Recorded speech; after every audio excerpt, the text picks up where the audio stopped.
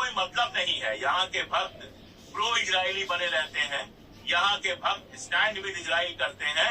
Israel कभी उनके लिए कोई थैंक यू नहीं कहता। आपने वो वीडियो देखी थी ना, जरूर देखी होगी, जहां एक भक्त है हमारे यूपी के ही कोई पंडित जी है, वहां पर गए और यहूदियों की पूजा चल रही थी, वहां साष्टांग हो गए, लेट गए और पीछे से उनको लात पड़ी एक इजरायली की, एक जायनिस्ट की जो वहां पर था। ये इज्जत मिलती है वहां पर, गो इंडिया कहा जाता है। जब मुश्किल वक्त आया, बंकर में घुसने नहीं दिया जाता है, उसके बावजूद ये भक्त जो है वो इजराइल की प्रोफाइल बनाकर और गोपालगंज और इलाहाबाद और कानपुर देहात में बैठकर इजरायली बनकर लगातार ट्वीट करते हैं। पूरी दुनिया में हमारी बेइज्जती होती है, सारी दुनिया हमारा मजाक उड़ाती है, लेकिन इजराइल की तरफ से शुक्रिया नहीं आता। 200-400 रुपए आते हैं वो अकाउंट में तो मैं नहीं जानता, लेकिन शुक्राना नहीं आता, क्योंकि इजराइल इतना शुक्रा मुल्क है। जंग खत्म होने के तुरंत बाद ये शुक्राना जारी किया, बाकायदा ट्वीट किया इसको। ये एक झुका हुआ सर था, जीते हुए का झुका हुआ सर जो होता है वो उसकी इज्जत बढ़ाता है। जब जीता हुआ आदमी कोई एग्जाम पास करके आपके घर का बच्चा आता है आईएएस बन के, आईपीएस बन के, और घर वालों के सामने हाथ जोड़कर सर झुका देता है, इसका मतलब क्या है? वो कह रहा होता है कि हमने जीत हासिल की, मैंने सक्सेस हासिल की, लेकिन इसके जिम्मेदार आप लोग भी हैं, आप लोगों का भी इसमें हिस्सा है, इसलिए मैं आपके सामने सर झुकाता हूँ। ऐसा ही झुका हुआ सिर है ईरान का, जो इजराइल के सामने नहीं झुका, जो अमेरिका के सामने नहीं झुका, जो उनके सामने नहीं झुका, जो ईरान को सरेंडर कह रहे थे। ट्रंप कहता है ईरान को सरेंडर, और उसके बाद ईरान ने जबरदस्त तरीके से इजराइल के साथ लड़ाई लड़ी, उसको हराया। और जो लोग ये पूछ रहे हैं कि अरे ईरान कैसे जीत गया, उसके तो इतने लोग मारे गए, मेरा सिर्फ सीधा सा एक सवाल है, जरा बताइए इस पूरी जंग के बाद आपको इजराइल से कहीं खुशियां मनाने की कोई तस्वीर मिली है?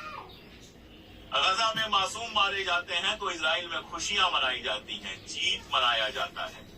अगर ईरान पे जीत हासिल हो गई है तो कहीं खुशियां मनाने की वीडियो तस्वीरें इजराइल से आनी तो चाहिए। इसके ठीक कंपैरिजन में आप देख लीजिए, ईरान को तेहरान की सड़कों से लगातार खुशियां मनाने की तस्वीरें आ रही हैं, वीडियोज आ रहे हैं, लोग अपने आप सड़कों पे उतर के आ रहे हैं, एक दूसरे को बधाइयां दे रहे हैं, खुशियां मना रहे हैं। बहुत साफ है जीत किसकी हुई है और हार किसकी। और इसीलिए जीता हुआ ईरान जब हिंदुस्तान में उन लोगों के सामने पूरी शान के साथ अपना सर झुकाकर कह रहा है कि शुक्रिया, लड़ाई तो हमने लड़ी, लेकिन इस लड़ाई में आप हमारे साथ खड़े हुए, आपने हमारा नैतिक समर्थन किया, इसके लिए हम आपके शुक्रगुजार हैं। तो एक बार फिर से भारत सरकार को सोचना चाहिए कि वो इस लिस्ट में क्यों नहीं। देखिए, बहुत बड़ी बातें करना कोई अच्छी बात नहीं होती। भारत एक शानदार बड़ा मुल्क है और भारत का एक इतिहास है। ठीक वैसे ही ईरान एक बड़ा और शानदार मुल्क है और ईरान का भी इतिहास है। हमारा इतिहास अंग्रेजों से बहुत पुराना है। हमारे यहाँ 700, 800, 1000 साल पुरानी बिल्डिंगें आपको आज भी मिल जाएंगे, मंदिर मिल जाएंगे आपको। हमारा इतिहास कई हजार साल पुराना है। ठीक वैसे ही ईरान का इतिहास भी कई हजार साल पुराना है। हम हिस्टोरिकल कंट्रीज हैं, हम ऐतिहासिक देश हैं, और इजराइल जो है कंट्री बाई एक्सीडेंट है, बनाया हुआ 70 साल पुराना मुल्क है। ईरान और हिंदुस्तान की दोस्ती जो है वो जाने के जमाने की है, अंग्रेजों से पहले के जमाने की है। चाहे ट्रेड की हो, चाहे पॉलिटिकल हो, तमाम सारे हमारे रिश्ते ईरान के साथ रहे हैं। मैं आपको एक किस्सा बताऊंगा तो शायद आपको भरोसा ना हो।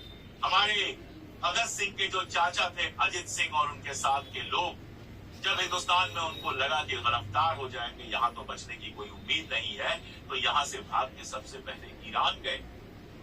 हुकूमत बरतानिया ने ईरान के ऊपर बहुत सारा जोर आजमाया कि इन लोगों को हमें सौंप दे, लेकिन ईरान ने कहा नहीं, वो आजादी के लड़ाके हैं, हमारे मुल्क में आए हैं, हम उनको किसी भी हाल में नहीं सौंपेंगे। उसके बाद अजित सिंह आगे जाते हैं और उनके साथी तो खैर वहीं पर रुक जाते हैं, सूफी अब्बा मुसाद तो वहीं पर रुक जाते हैं, वहीं पे उनके कब्र है।